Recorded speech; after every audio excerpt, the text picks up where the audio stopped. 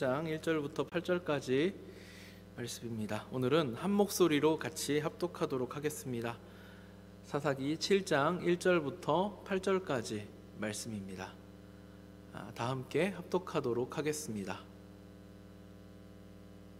네, 합독하겠습니다. 여룹바알이라 하는 기드온과 그를 따르는 모든 백성이 일찍이 일어나 하롯셈 곁에 진을 쳤고 미디안의 진영은 그들의 북쪽이요 모레산 앞 골짜기에 있었더라. 여호와께서 기드온에게 이르시되 너를 따르는 백성이 너무 많은즉 내가 그들의 손에 미디안 사람을 넘겨주지 아니하리니 이는 이스라엘이 나를 거슬러 스스로 자랑하기를 내 손이 나를 구원하였다 할까 함이니라. 이제 너는 백성의 귀에 외쳐 이르기를 누구든지 두려워 떠는 자는 길르앗 산을 떠나 돌아가라 하라 하시니 이에 돌아간 백성이 22,000명이요 남은 자가 10,000명이었더라. 여호와께서 또 기드온에게 이르시되 백성이 아직도 많으니 그들을 인도하여 물가로 내려가라. 거기서 내가 너를 위하여 그들을 시험하리라. 내가 누구를 가리켜 내게 이르기를 이 사람이 너와 함께 가리라 하면 그는 너와 함께 갈 것이요 내가 누구를 가리켜 내게 이르기를 이 사람은 너와 함께 가지 말 것이니라 하면 그는 가지 말 것이니라 하신지라. 이에 백성을 인도하여 물가에 내려가매 여호와께서 기드온에게 이르시되 누구든지 개가 핥는 것 같이 혀로 물을 핥는 자들을 너는 따로 세우고 또 누구든지 무릎을 꿇고 마시는 자들도 그와 같이 하라 하시더니 손으로 움켜 입에 대고 핥는 자의 수는 300명이요 그 외의 백성은 다 무릎을 꿇고 물을 마신지라. 여호와께서 기드온에게 이르시되 내가 이 물을 핥아 먹은 300명으로 너희를 구원하며 미디안을 내 손에 넘겨주리니 남은 백성은 각각 자기의 처소로 돌아갈 것이니라 하시니 이에 백성이 양식과 나팔을 손에 든지라. 기드온이 이스라엘 모든 백성을 각각 그의 장막으로 돌려보내고 그 300명은 머물게 하니라. 미디안 진영은 그 아래 골짜기 가운데에 있었더라. 아멘. 때로는요 어떤 이야기 결과만 남아서 평범했던 주인공이 영웅시 되기도 합니다. 사실은 우리가 기드온에 대해서는 이미 그를 하나님께서 부르실 때 어떠했는가에 대해서 한번 살펴봤었는데요. 스스로 생각할 때 나는 작은 자고 우리 지파가 작고 우리 지파 중에서도 내가 크지 않고 거기다가 미디안 사람이 무서워서 포도주 틀 속에 들어가서 그거 뺏기기 싫어가지고 그 속에서 밀타작을 하던 그런 사람이었습니다. 하나님께서 그를 야 큰 용사야 이렇게 부르셨을 때 저 큰 용사 아닙니다 라고 했죠. 제가 큰 용사도 아니고 그리고 하나님께서 함께 하신다고 했는데 만약에 하나님께서 함께 하셨다면 우리가 지금 이 모양으로 살겠습니까? 라고 따졌던 인물이 기드온이었어요. 그죠? 사실은 이 기드온 이야기를 통해서 우리는 하나님의 관심이 어디에 있는가, 하나님께서 당신의 백성들을 향하여서 무엇을 원하시는가를 확인할 수 있습니다. 오늘 본문의 이야기가 그것을 정확하게 보여주거든요. 기드온 이야기에서 우리가 주목할 것은 그가 참 하나님을 못 믿더라 하는 겁니다. 기드온은 자기 자신도 못 믿었고요, 하나님도 못 믿고요. 그가 계속해서 하나님께 요구하는 것이 하나님 증거 보여주세요. 하나님 저한테 말씀하신 거면 하나님께서 저한테 사인을 주세요. 이걸 계속 하나님께 요구합니다. 내키지 않지만 못 믿어서 어쩔 수 없지만 그가 여룹바알이라고 하는 이름을 얻기까지 이 하나님을 계속해서 확인하고자 했던 것을 우리가 생각해 본다면 그 이름에 바알을 대적하는 자라고 하는 그 이름을 얻었지만 여전히 그는 본질적으로 하나님을 믿지 못하는, 확인하고 싶어하는 그런 사람임에 틀림이 없습니다. 결국 하나님께서 그를 큰 용사라고 부르셨고 여룹바알이라고 하는 이름을 주셨기 때문에 어쩔 수 없이 전쟁터로 끌려가는 모양새죠. 그를 믿음의 용사라고 부르기에 합당할까 좀 사실은 고민이 되는 지점입니다. 근데 아마 제가 사사기를 다루는 중에 한 번은 다시 언급을 하게 될 텐데요. 이 사사기에 등장하는 사사들을 하나님께서는 믿음의 용사로서 칭하십니다. 그러니까 우리가 히브리서를 보면 히브리서에 믿음의 선진들에 대한 이야기가 나오는 대목이 있습니다. 히브리서 11장에 보면 믿음에 대하여서 이렇게 쭉 진술하고 있는데요. 특별히 그 안에 믿음으로 누구는 어떤 사람들은 믿음으로 이런 일들을 했고 이런 설명들이 쭉 나오거든요. 근데 거기에 보면 우리가 생각할 때 제가 특별히 이 사사기를 우리 읽는 중에 계속해서 제가 뭘 설명을 드렸냐면 사사들에게 하자가 있음에 대해서 계속 말씀을 드렸습니다. 특별히 오늘 이 주인공인 기드온 같은 경우에는 믿음이 남들보다 뛰어나더라가 아니죠. 믿음이 남들보다 오히려 우리가 생각할 땐 좀 부족하지 않나 그런 모습입니다. 그럼에도 불구하고 하나님께서는 기드온을 가리켜 큰 용사야. 히브리서에서는 그를 믿음의 선진 중에 한 사람으로 당당하게 기록을 하고 있습니다. 기드온 앞에 미디안을 치기 위해 모인 이스라엘 연합군대가 있습니다.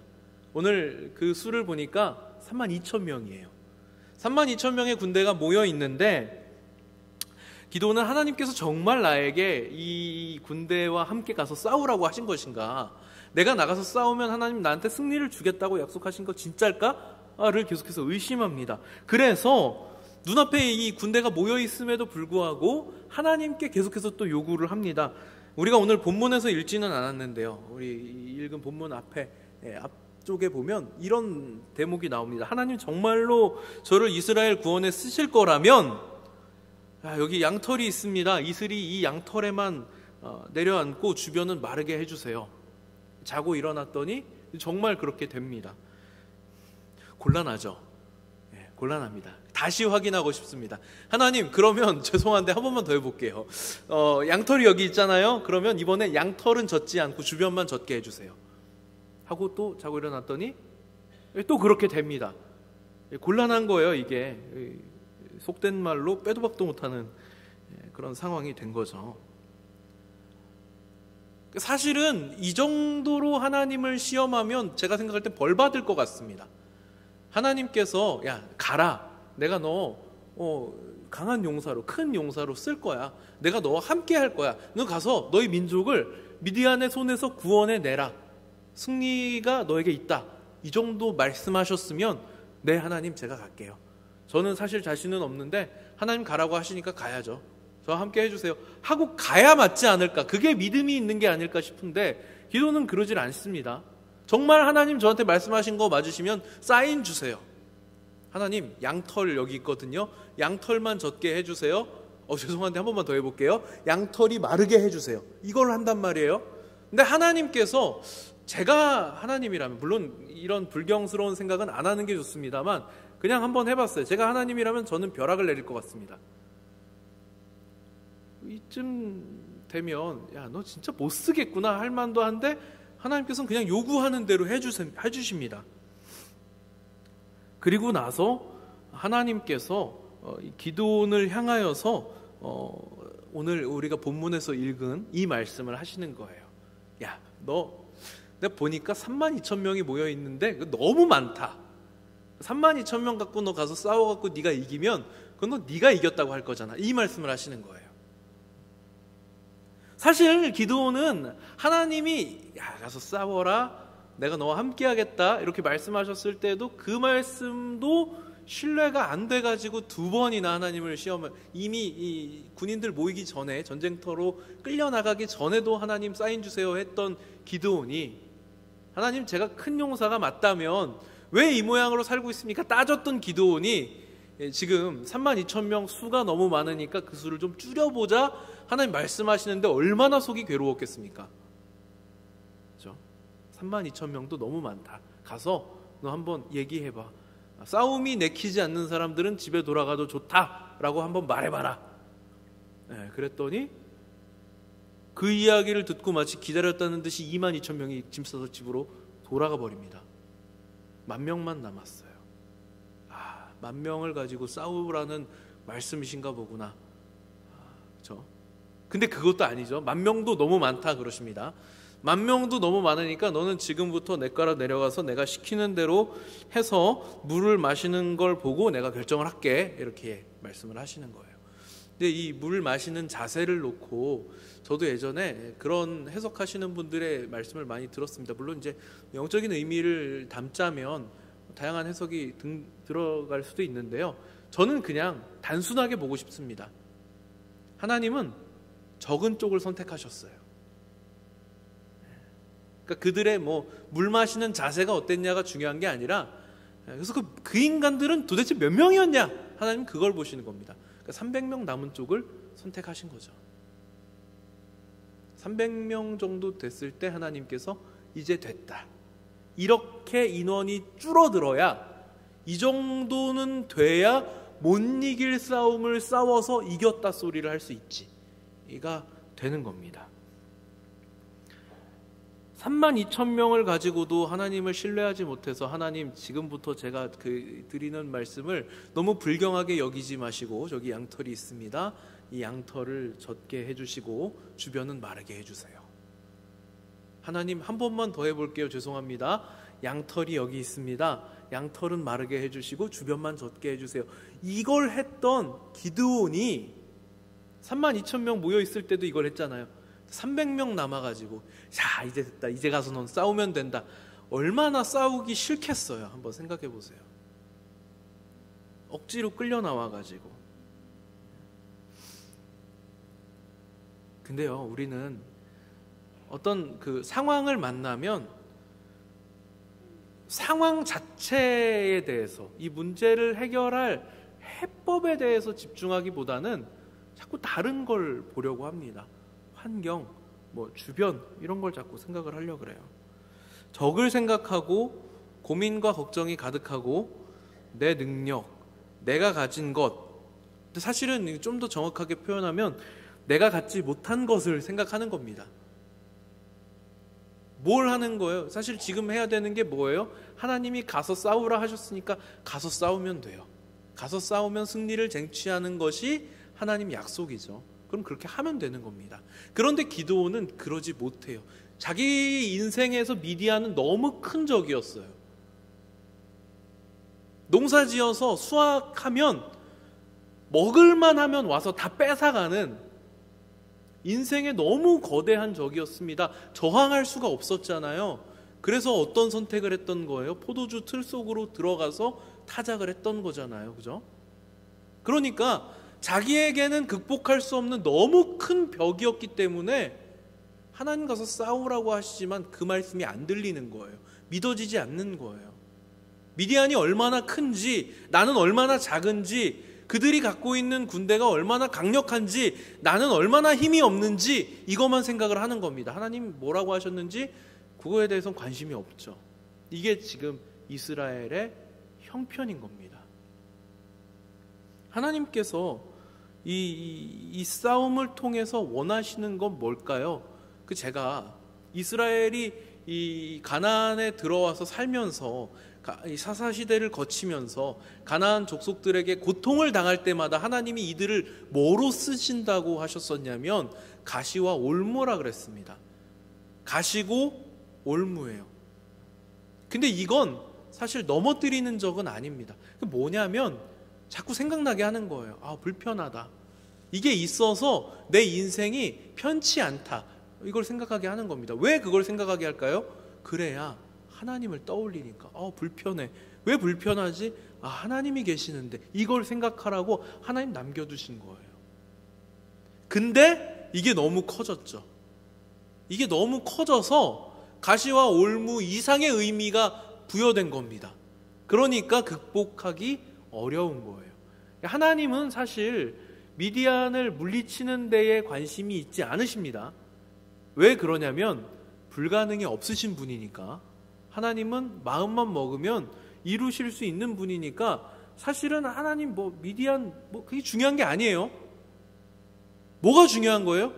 이스라엘이 하나님 백성이라고 하는 정체성을 확실하게 갖기를 원하시는 거예요. 하나님이 내가 명령하는 대로 해, 이걸 원하시는 거예요. 내가 너희들에게 내 법을 주었지 않니? 그러면 그대로 좀 살아라. 이걸 원하시는 겁니다. 이스라엘 백성들이 어떠하기를 원하시는 거지, 미디안을 물리치고 모압을 어떻게 하고 가나안 족속들하고 뭘 하고 이걸 생각하시는 게 아니에요. 정말 가시와 올무는 그냥 눈앞에 있는 어떤 장애물인데 극복 못하는 장애물이 아니고 정말 마음만 먹으면 넘어갈 수 있는 그런 장애물인 겁니다. 하나님의 관심이 어디 있어요? 2절을 한번 볼까요? 오늘 본문 2절을 다시 보면요, 한번 읽어보겠습니다. 같이 한번 읽어볼게요. 시작. 여호와께서 기드온에게 이르시되 너를 따르는 백성이 너무 많은즉 내가 그들을 손에 미디안 사람을 넘겨주지 아니하리니 이는 이스라엘이 나를 거슬러 스스로 자랑하기를 내 손이 나를 구원하였다 할까 함이니라. 하나님은 이 싸움을 이기는 데 목적이 있지 않으십니다. 이기는 데 목적이 있으면 그냥 가서 싸우라고 하시겠죠. 하나님의 목적은 이기는 게 아니고 이스라엘이 하나님이 우리를 이기게 하셨구나, 이걸 알게 하는 데 있습니다. 우리는 하나님 백성이구나, 하나님 말씀하신 대로 살면 되는구나, 다른 길은 없구나, 이것이 우리의 살 길이었구나, 이걸 알길 원하신 거예요. 그러니까 하나님께서 원래 당신의 계획을 이루시기 위해서 그려놓은 그림이 있으십니다. 그리고 그 계획을 자꾸 이스라엘이 말 안 듣고 자기들 마음대로 행동하면서 자꾸 엇나가려고 할 때마다 하나님이 다시 제자리로 갖다 놓으시는 거예요. 그거 아니야, 이리 와, 거기로 가면 안 돼, 정신 차려, 다시 와 하시는 겁니다. 그리고 그렇게 할 때마다 사사들을 들어서 쓰신 거예요. 목적지를 향하여서 나아갈 때 경로를 이탈할 때마다 하나님이 목줄을 채워가지고 잡아 끄시는 겁니다. 그런 역할이에요. 사사도 마찬가지고요, 가나안 족속들도 마찬가지입니다. 이스라엘이 목적지를 향하여 나아갈 때 자꾸 경로를 이탈하면 그냥 다시 제자리로 돌리는 역할을 하는 거예요. 그 역할에서 지금 아무것도 아닌 한 인물이 큰 용사로 부름받아서 쓰이는 겁니다. 그리고 이제 더 이상은 그의 믿음 없음이 장애물이 되지 않더라, 이걸 우리가 보게 되는 거예요. 하나님께서는 당신의 백성을 영광 가운데 세우시기 위해서 무한한 인내로 기다리시죠. 아까 제가 말씀드렸잖아요, 나 같았으면 벼락을 내리지 않았을까, 저는 그렇게 생각을 했습니다. 도무지 기도는 왜 이렇게 하나님을 믿지 못하지, 신뢰를 못하지, 왜 이렇게까지 하나님을 의심하는 거지? 근데 사실은 하나님께서 원하시는 건 그거예요. 기드온이 끝까지 어떻게 됐든 간에 결국엔 하나님께 항복하기를 원하시는 거예요. 당신의 방법이야말로 참됩니다를 그 입에서 직접 실토하기를 기다리고 계시는 겁니다. 그래서 요구하는 걸 다 들어주시죠. 하나님 사인 주세요. 사인 주십니다. 양털만 젖게 해주세요. 양털을 젖게 하시고요, 양털만 마르게 해주세요. 양털만 마르게 하십니다. 그리고 나서요, 이제 야, 너 나를 못 믿겠니? 아직도 못 믿겠니? 이거 하십니다. 이건 우리가 오늘 본문에서는 읽지 않았지만요, 10절에 보면요, 하나님께서 기드온을 향하여서 이런 말씀을 하십니다. 만일 내가 두려워하거든, 야, 너 아직도 못 믿겠니? 내가 이만큼 해줬는데도 너 나를 신뢰할 수 없니? 만일 내가 아직도 두렵거든, 너 오늘 밤에 가서 미디안 군사들의 하는 말을 한번 들어봐라. 여기까지 가십니다. 하나님은 기드온이 믿음 없음으로 보여준 모습에 대해서 책망하지 않으십니다. 끝까지 기다리시죠. 기다리시고 그 입에서 납득할 만한 항복 선언이 나올 때까지 기다려주십니다. 결론은, 그래서 이 이야기 어떻게 끝나느냐, 결론만 놓고 보면 사실 별거 없습니다. 그냥 300명 데리고 가서 이겨요. 싸우면서 이깁니다. 승리합니다. 미디안 군대를 무찌르는 것으로 끝나죠. 기드온은 이스라엘의 영웅이 됩니다. 그런데 기드온이 영웅된 게 뭐가 중요해요? 중요하지 않습니다. 거기까지 가는 동안 기드온은 얼마나 믿음 없는 모습을 보였고 하나님은 얼마나 참으셨는가를 봐야 돼요. 사사기에 나오는 싸움은 이스라엘이 하나님을 떠난 것에 대한 벌이라고 생각을 하면 안 됩니다. 이게요, 그러니까 중요하죠. 중요하게 작용합니다. 하나님을 떠났기 때문에 하나님이 혼쭐을 내주시려고, 근데 혼쭐을 내시려고 그러시는 게 아니에요. 혼쭐을 내시는 게 아니고 제자리에 갖다 놓으시는 겁니다. 하나님의 백성이라고 하는 정체성을 되찾기를 원하시는 거예요. 그러니까 혼내는 것과 다른 맥락입니다. 믿음이라고 하는 건요, 사실 여러분 내 의지로 되는 문제가 아니에요. 어렵습니다. 참 어렵습니다. 우리가 구원의 유일한 조건이라고 하면 예수를 믿는 것, 이렇게 이야기하거든요. 근데 이 예수를 믿는 것조차도 내 맘대로 되는 게 아니에요. 이 말이 이해가 가세요? 내가 예수를 믿는다 라고 고백을 할 때 사실은 주어가 내가 되잖아요. 내가 믿는다잖아요. 근데 사실은 내가 믿은 게 아니에요. 이거 뭐야 그러면, 그죠? 내가 믿은 게 아닙니다. 하나님이 믿게 만들어 주신 겁니다. 사람마다 정도가 조금씩 다르거든요. 저처럼 의심이 많은 사람은 오래 걸리기도 합니다. 경험을 많이 해야 되는 경우도 있어요. 믿음이 좋은 사람들은 한 번 듣고 정말 그래? 하고 그냥 믿을 수도 있겠지만 대부분의 사람들은 그러진 않더라고요. 인생을 돌고 돌아, 오랫동안 돌아 나이 한참 먹고 나서 뒤늦게 하나님을 만나는 사람들도 있습니다. 그죠? 물론 우리처럼 여러분들 대부분이 어렸을 때부터 신앙생활 하시고, 물론 안 그러신 경우도 있겠지만 그렇게 예수를 믿으셨으리라고 저는 생각이 되는데, 그럼에도 불구하고 여러분 속에도 아직도 해결되지 않은 문제들이 있겠죠. 납득되지 않는 부분들이 있을 거고, 누군가 대답해 주길 원하는 질문들이 있을 겁니다. 대개 신앙이라고 하는 건 그래요.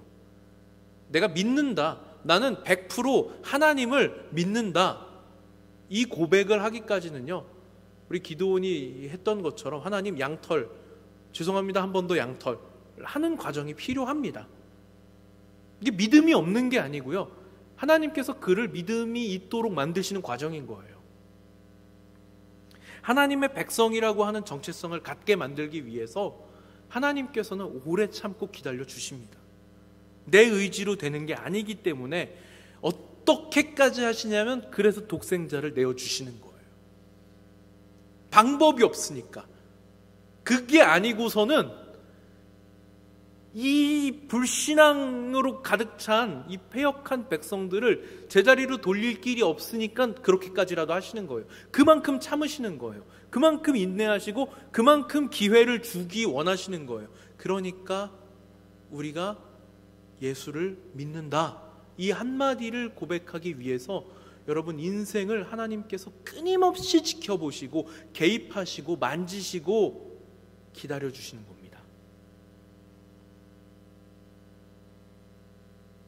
기드온은 하나님을 신뢰하고 있는가? 아닐지도 모르겠습니다. 아직은요. 그렇지만 하나님께서는 기드온을 큰 용사라고 부르시고, 그가 큰 용사가 되기까지 하나님 쪽에서 믿음을 포기하지 않으십니다. 우리 믿음의 근거는요, 우리에게 있는 것이 아니라 하나님의 신실하심에 달려 있습니다. 그래서 믿음이 우리의 유일한 구원의 근거가 되는 겁니다. 이것이 우리의 유일한 자랑거리가 될 수 있는 겁니다. 오늘 기드온을 오래 참으심으로 결국 그를 승리의 자리까지 인도하신 하나님을 여러분들이 목격하시기를 소원합니다. 모두 자리에서 일어나서 함께 찬양하겠습니다.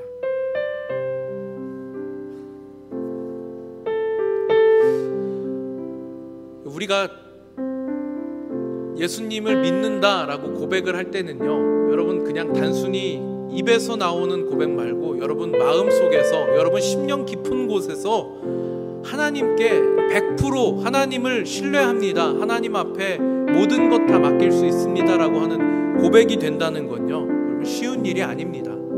이것은 그 원인이, 그 근거가 나에게서 나오는 게 아니고요, 하나님이 당신의 독생자까지도 아낌없이 내어주시는 사랑으로, 오래 참으심으로 우리를 품으셨기 때문에 할 수 있는 고백이고요, 이것을 우리는 은혜이고 선물이라고 말하는 것입니다.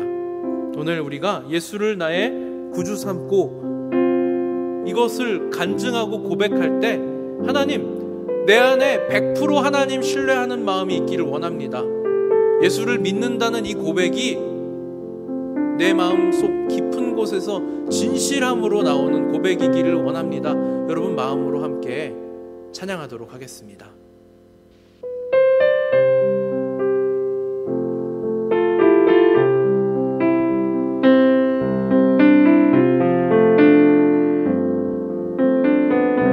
예수로 나의 구주 삼고, 예수로 나의 구주 삼고, 성령과 피로써 거듭나니 이 세상에서 내 영혼이 하늘의 영광 누리노라. 예수로 나의 구주 삼고, 성령과 피로써 거듭나니 세상에서 내 영혼이 하늘의 영광 누리. 이것이 나의 간증이요, 이것이 나의 간증이요, 이것이 나의 찬송일세. 나 사는 동안 끊임없이 구주를 찬송하리로. 이것이 나의 간증이요, 이것이 나의 간증이요, 이것이 나의 찬송일세. 나 사는 동안 끊임없이 구주를 찬송하리로다. 아멘. 기도하겠습니다. 하나님, 은혜로우시며 자비로우시며 노하기를 더디하시며 인애가 크시고 뜻을 돌이켜 재앙을 내리지 아니하시는 하나님, 기도원을 불러 큰 용사라 하시고 그가 큰 용사의 자리에 서기까지 오래 참으심으로 기다리시는 신실하신 하나님, 기도원은 하나님도 못 믿고 자기 자신도 믿지 못하지만 그가 큰 용사로 서는 것이 그에 달린 문제가 아니었음을 저희들 확인합니다. 하나님, 저희들 신앙도 사실 기도원과 별반 다르진 않습니다. 저희도 매 순간 참지 못하고 하나님도 믿지 못하고 나 자신도 믿지 못하고 바람이 불면 부는 대로 흘러가는 인생과 같았습니다. 그러나 먼지와도 같은 저희가 하나님께 붙들린다는 것이, 우리가 자랑하는 이 믿음이 우리에게서 나온 것이 아니고 하나님이 주신 선물임을 알게 하심을 감사드립니다. 저희의 연약한 삶도 하나님께 붙잡히기만 하면 큰 용사가 되고 존귀한 주님의 백성이 되는데, 이것이 저희에게 이유가 있는 것이 아니기에 하나님께만 그것이 이유가 있기에 감사를 드립니다. 비록 저희는 지금도 여전히 연약하고 보잘것없어서 상황을 만나면, 환경에 처하면 저희들 순간순간 바뀌겠지만, 그럼에도 우리 인생을 주인 되신 하나님께 맡기고 믿음의 싸움에 큰 용사로 서기 원합니다. 하나님이 붙드시고 이끄셔서 당신의 영광을 거신 싸움의 주인공들로 세워 주시옵소서. 나라의 부름을 받고 청춘의 시간을 헌신하는 청년이 있습니다. 훈련받는 기간 동안 하나님 지켜주시고 어느 곳에서도 높이 들린 등불과 같이 빛이 나는 예수님을 드러내는 우리 주님 말씀하신 빛과 소금이 되게 하여 주시옵소서. 연약한 가운데에서도 정성스럽게 준비하여 하나님 앞에 드린 헌금이 있습니다. 드릴 때 물질만 드린 것이 아니라 마음과 정성을 함께 드렸습니다. 저희의 인생을 세밀히 살피시는 하나님께서 필요를 따라 부어주시는 은혜로 충만하게 채워주시옵소서. 감사드리며 예수님 이름으로 기도드립니다. 아멘. 축도하겠습니다. 우리 주 예수 그리스도의 은혜와 하나님 아버지의 사랑하심과 성령의 교통하심이 하나님의 변함없는 신실하심을 믿음의 근거로 삼고 믿음의 싸움 앞에 큰 용사로 서는 모든 하나님의 사람들에게 이제부터 영원까지 함께 있을지어다. 아멘.